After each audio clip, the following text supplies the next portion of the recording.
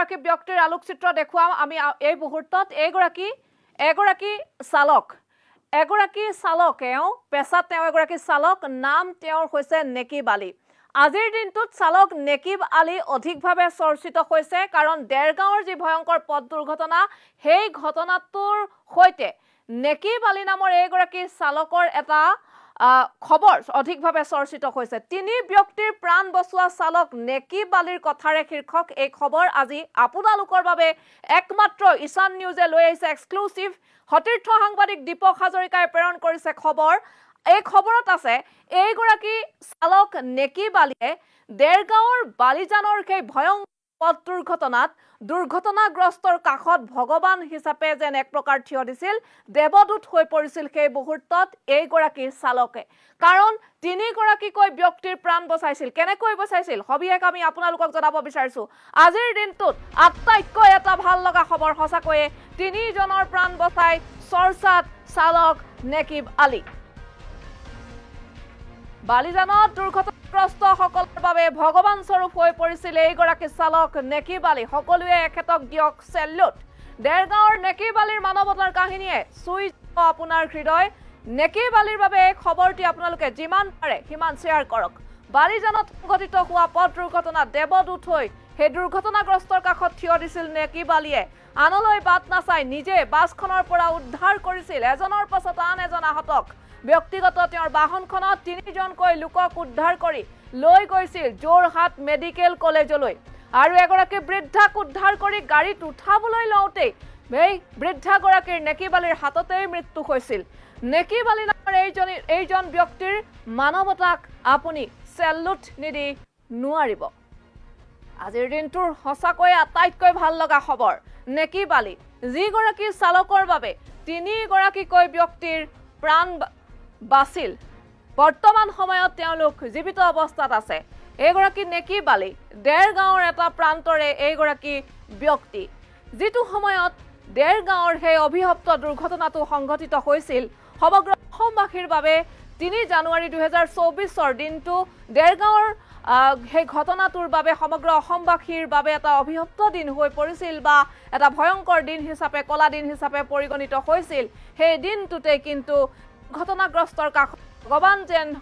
হৈ ভগৱান সদৃশ হৈ তেওঁ যেন বা ভগৱানৰ এক অৱতাৰ হিচাপে যেন তেওঁ প্ৰাণকৰ্তা হিচাপে যেন এই ব্যক্তিগৰাকীয়ে সেই দুৰ্ঘটনাগ্ৰস্তৰ কাষত থিয় দিছিল আমি এইভাবে ভগৱান স্বৰূপ বুলি কৈছো আমি এইভাবে দেৱদূত বুলি কৈছো যেটো সময়ত সেই দুৰ্ঘটনাগ্ৰস্ত বাছখনৰ ভিতৰত লোকসকলে ছট ফটাই আছিল যেটো সময়ত সাধাৰণ লোকে আসলতে কাখলৈ যাবলৈ একাংশই ভয় কৰিছিল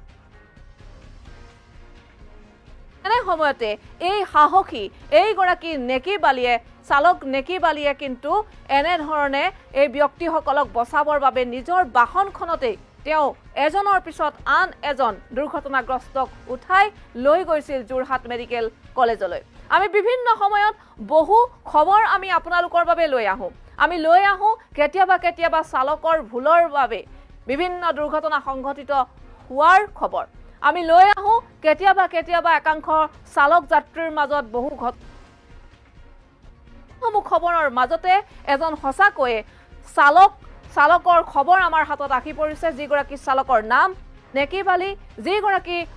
চালকে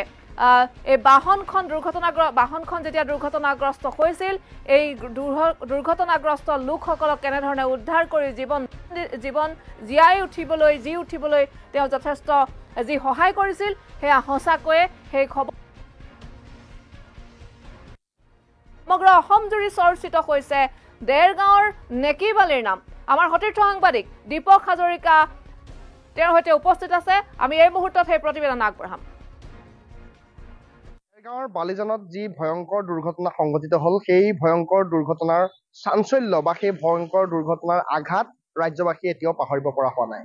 এই মুহূৰ্তত এজন বিশেষ ব্যক্তিক আমি কেমেৰাৰ সন্মুখলৈ লৈ আহিছো ঈশান নিউজৰ কেমেৰাৰ সন্মুখত এজন সাধাৰণ ড্ৰাইভাৰৰ অসাধাৰণ কাহিনী এই মুহূৰ্তত আমি লৈ আহিব বিচাৰিছো এজন হৈছে নেকিব আলী আৰু এই নেকিব আলীৰ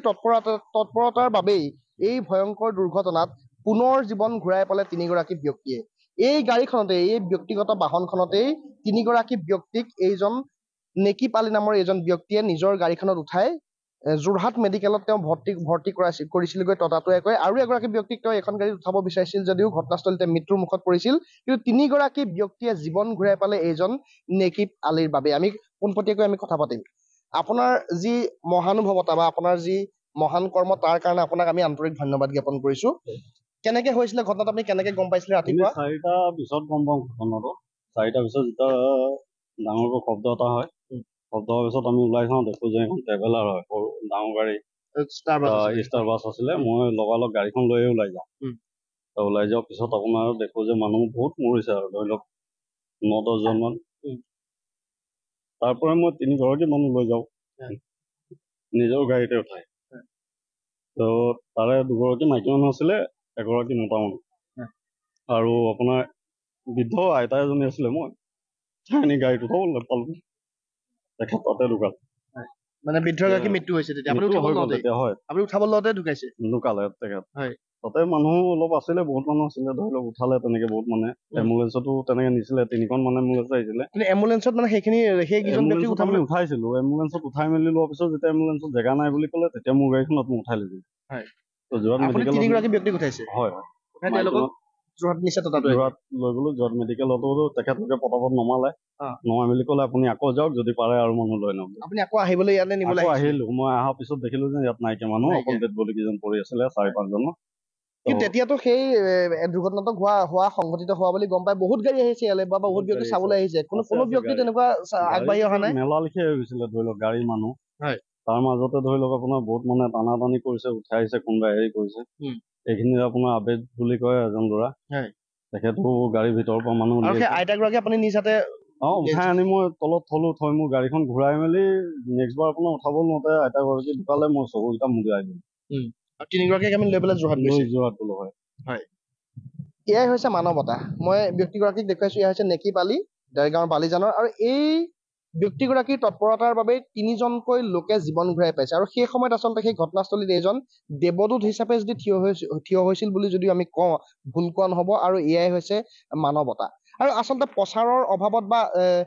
কিছু কাৰণত তেওঁ হয়তো এই কথাখিনি পোহৰলৈ অহা নাই আৰু সেইবাবে আমি এই ব্যক্তিগৰাকীক আজি এই খবৰৰ আমি জনাবলৈ স্থানীয় দৰ্শকসকলক এই ব্যক্তিগৰাকীৰ খবৰ আমি মুহূৰ্তত জনাইছো আৰু এই মুহূৰ্তত যি নেকিব আলীৰ যি আচলতে মানৱতা বা নেকিব আলীৰ যি মহৎ কৰ্ম সেই মহৎ কৰ্মক আমি চেলুট জনাইছো এই মুহূৰ্তত আমি ধন্যবাদ জনাইছো দীপক হাজৰিকা আপোনাক ধন্যবাদ জনাইছো এয়া আছিল সতীৰ্থ সাংবাদিক দীপক হাজৰিকা তেওঁ চালক নেকিব আলীৰ সৈতে তেওঁ কিছু সময় পূৰ্বে বাৰ্তালাপ কৰিছিল আৰু প্ৰতিবেদন আমি আপোনালোকলৈ প্ৰেৰণ কৰিছো আৰু দেখিবলৈ পোৱা গ'ল চালক নেকিব আলী সঁচাকৈ এগৰাকী হৃদয়বান লোক কাৰণ তেওঁ যিটো মন্তব্য আগবঢ়াইছে সেই মন্তব্যত সেই দুৰ্ঘটনাৰ কথা শুনি তেওঁ শুকাই যেন কান্দি উঠিব কিন্তু তেওঁ চকুলো দেখিবলৈ পালো আৰু তেওঁ মাত থুকাথুকি হৈ পৰিছে আচলতে এই পৃথিৱীত ভাল মানুহ সঁচা মানুহ হৃদয়বান মানুহ এতিয়াও জীয়াই আছে আৰু সেইবাবে এই পৃথিৱীখন আজিও বৰ্তি আছে অনাগত সময়ত এনে নেকিব আলীৰ এনেধৰণৰ বহু লোকে বহু সময়ত অনাগত সময়ত যাতে মানুহৰ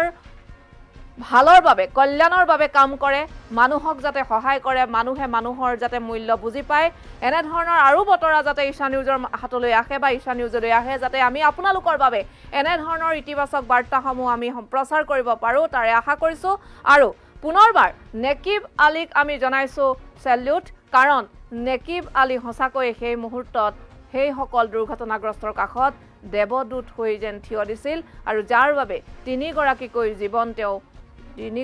দুৰ্ঘটনাগ্ৰস্তৰ জীৱন বচাব পাৰিছিল